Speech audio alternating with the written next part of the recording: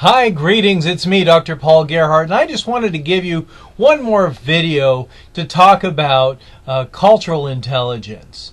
And this is going to be an overview for a lot of people who have already gone through the CQ materials, but sometimes I think going back to the basics is really important.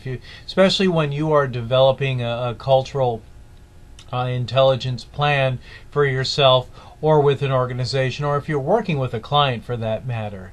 And so it really is important to understand that there is a difference between individuals and organizations that succeed in today's globalized multicultural world and those that fail.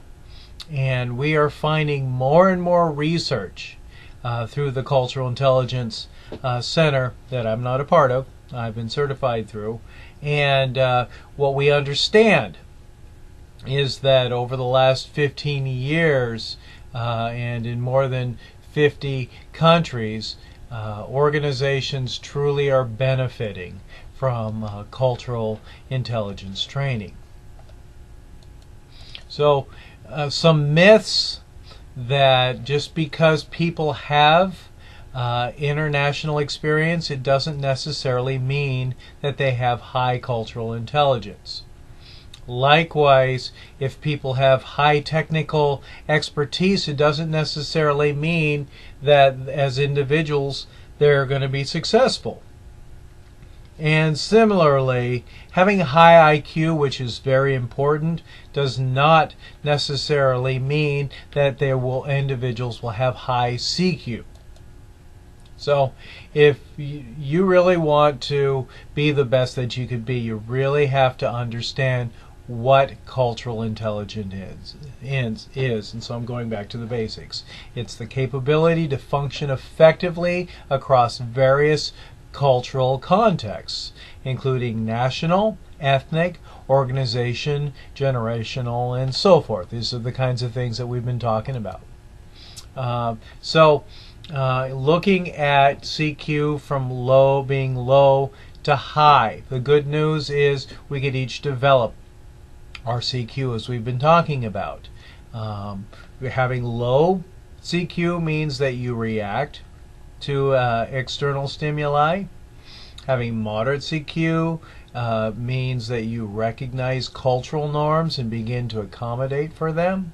But having high CQ means that you are able to adapt and adjust thinking and behaviors as needed. And this is what we've been discussing all along.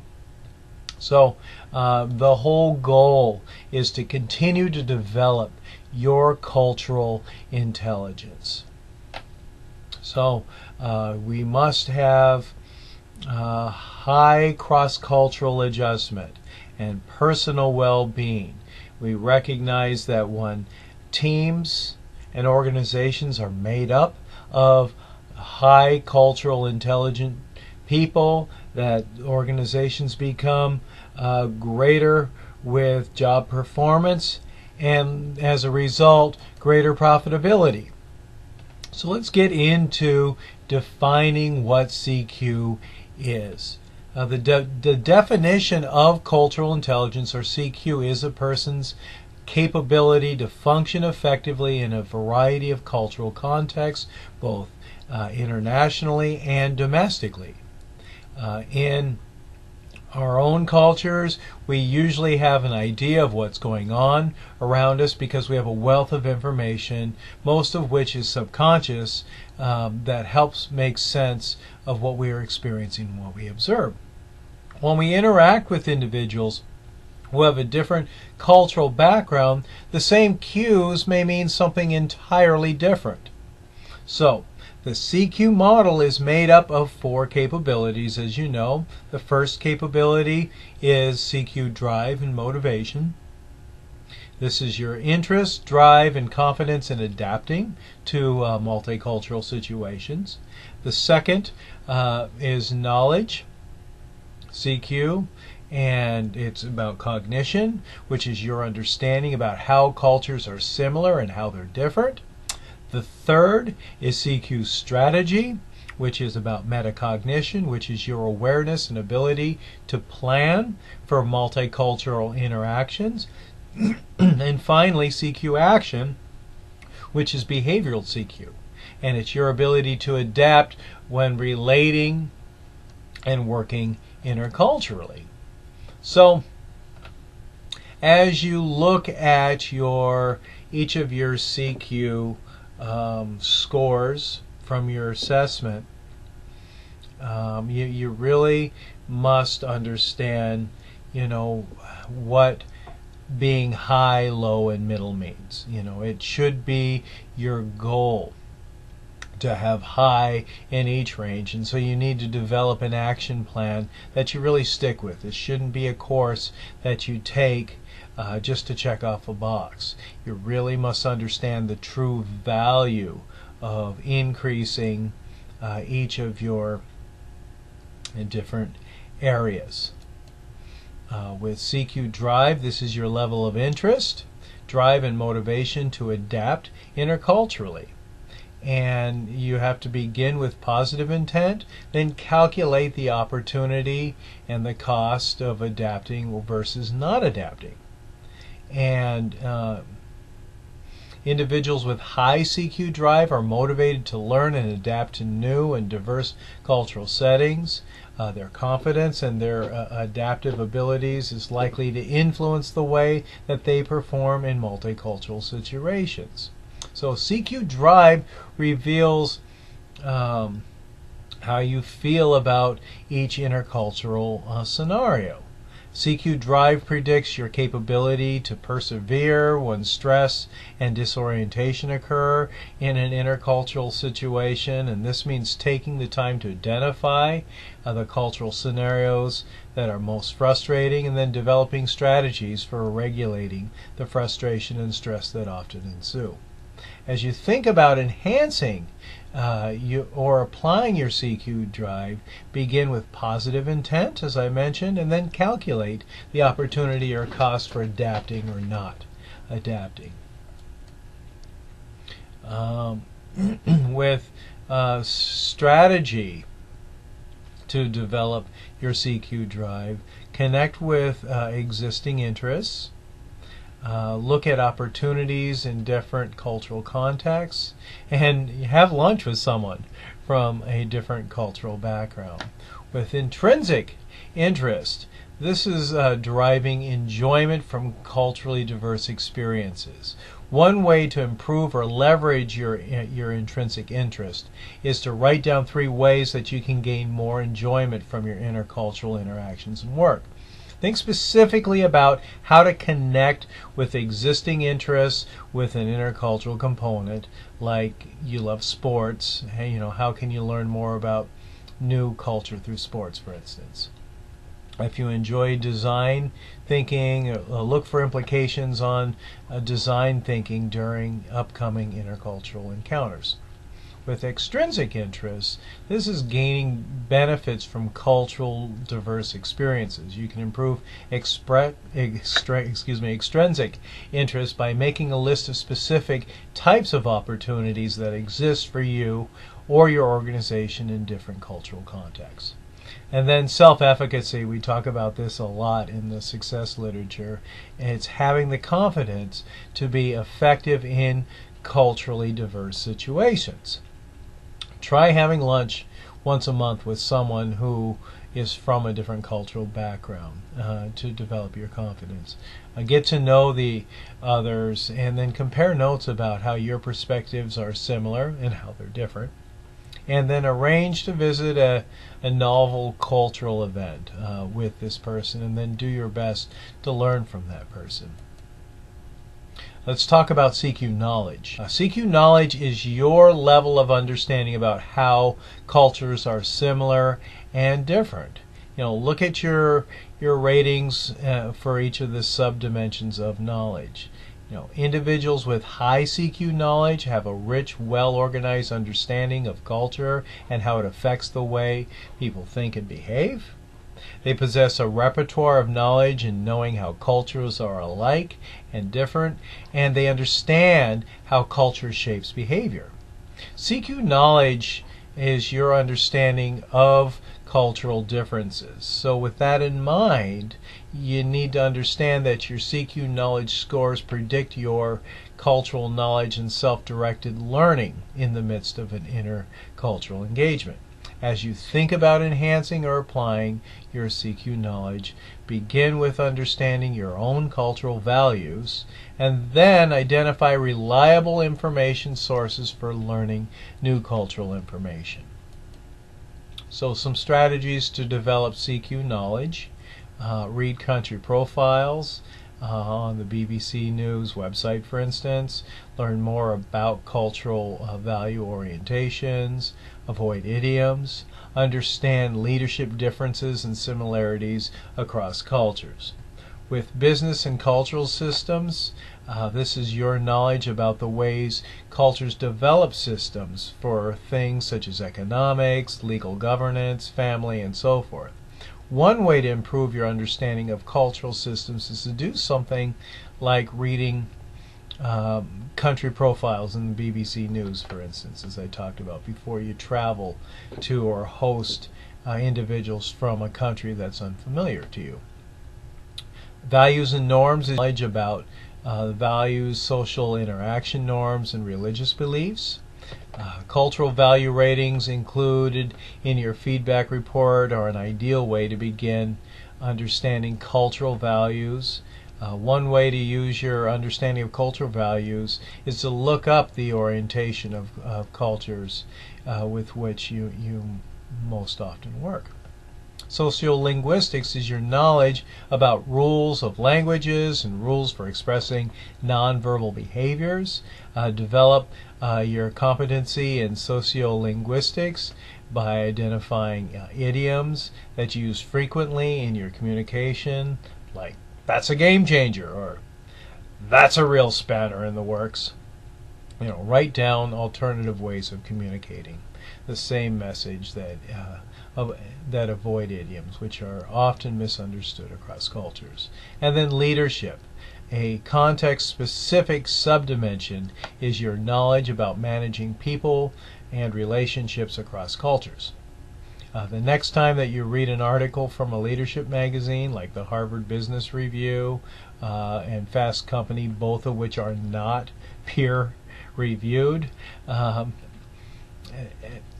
that material helps you recognize ethnocentric bias towards a particular culture, and assuming that all employees want to be empowered or given freedom to speak up. And this will help you develop a better understanding of the differences and similarities of leadership across cultures. Let's talk about CQ strategy. CQ strategy is the degree to which you are mindful and aware and able to plan for multicultural interactions. You look at your self-ratings for each of the subdimensions of CQ.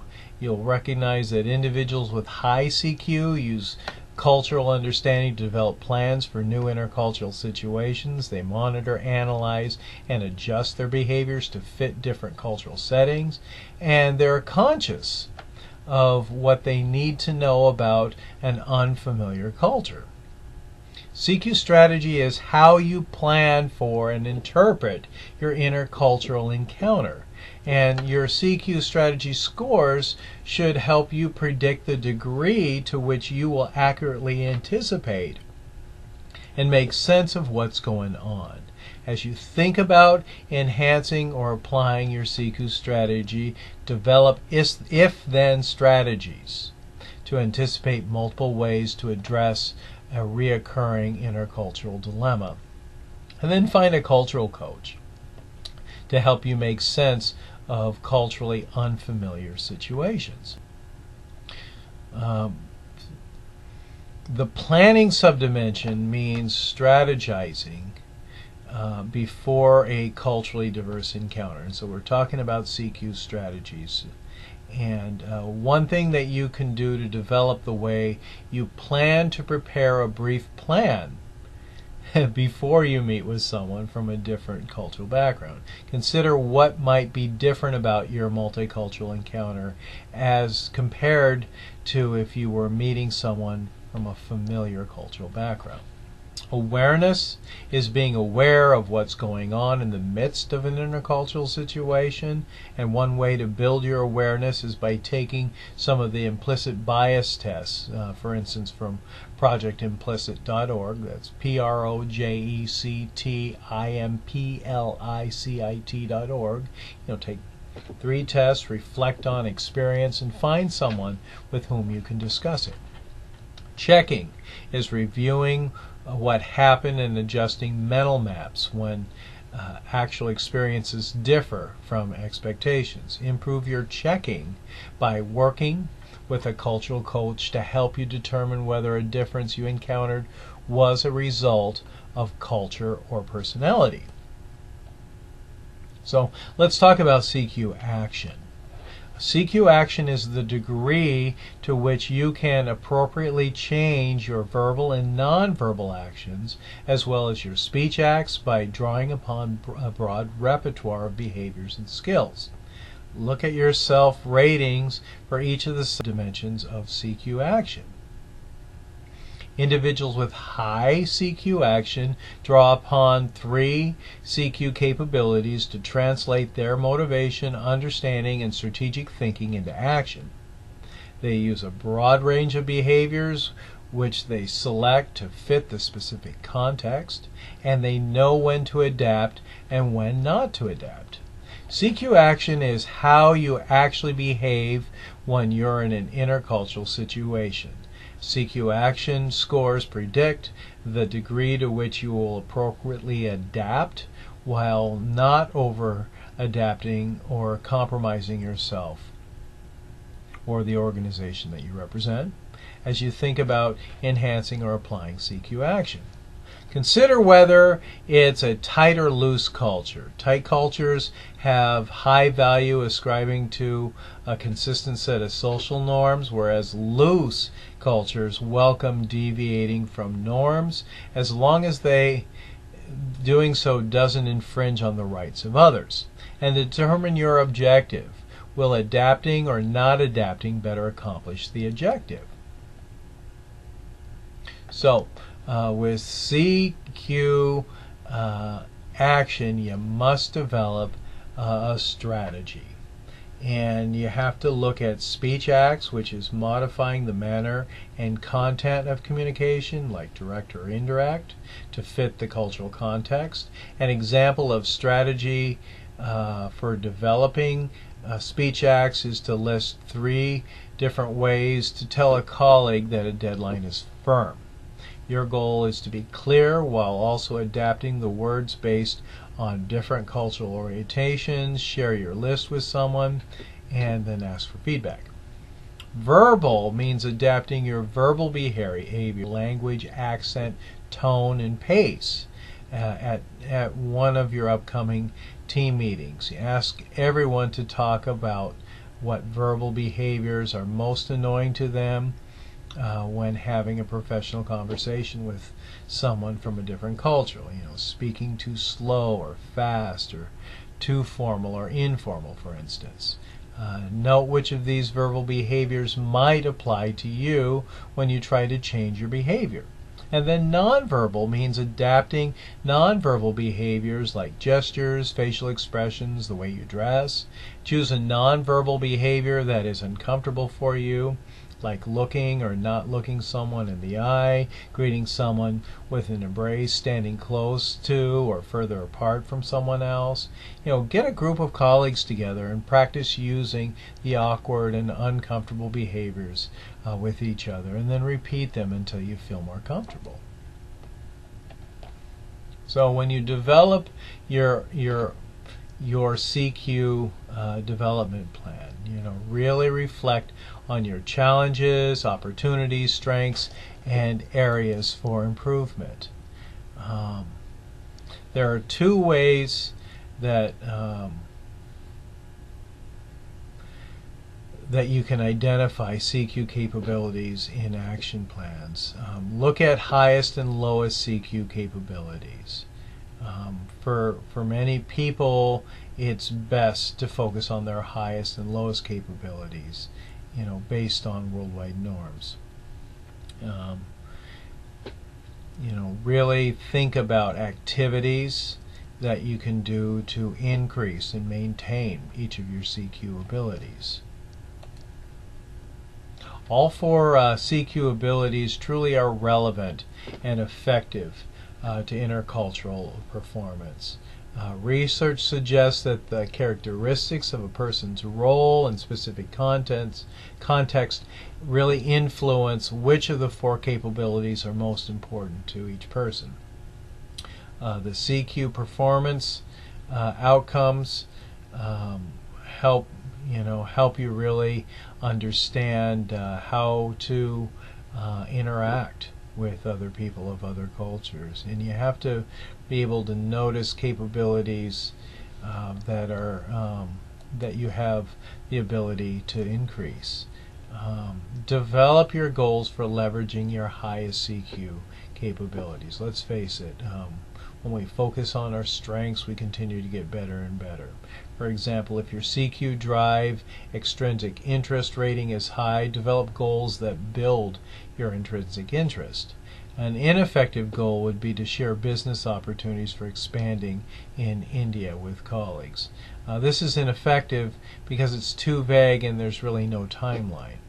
An example of an effective goal for building your strengths and intrinsic interest is to identify an opportunity for your organization in India, research the size of the market and the competition, and then calculate the impact of effectively penetrating that market, and then report your findings to your team by the end of January, a specific date. So, what gets measured gets improved. Develop goals for improving your lowest CQ. For example, if your CQ strategy planning rating is low, develop your goal to work on improving the way that you planned. An ineffective goal would be to spend more time planning before meeting with clients from different cultural backgrounds.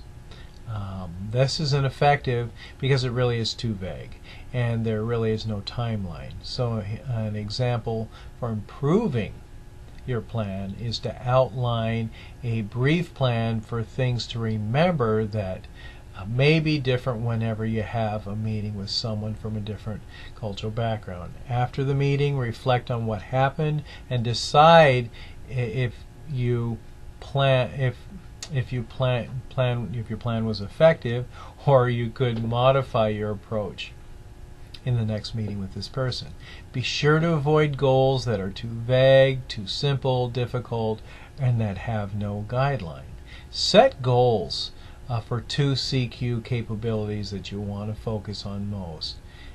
Note the subdimension within those capabilities that need the most attention. And then write a high quality goal for the CQ capability to be accomplished for the next month, for instance. So, in a nutshell, we have to remember that CQ truly is a global initiative by organizations all across the world. 90% of leading executives from 68 countries said that finding effective cultural personnel truly is a top management challenge. And then making sure that once organizations hire multicultural employees, that they are creating systems where people feel welcome to be able to contribute their very best, and that really requires training everybody in the organization to be more culturally competent. Anyway, thank you so much for your valuable time. I've enjoyed working with you, and I hope you've taken something away from this video. And more than anything else, I hope that you have a great day, because only you get to choose how you feel about it. I'm Dr.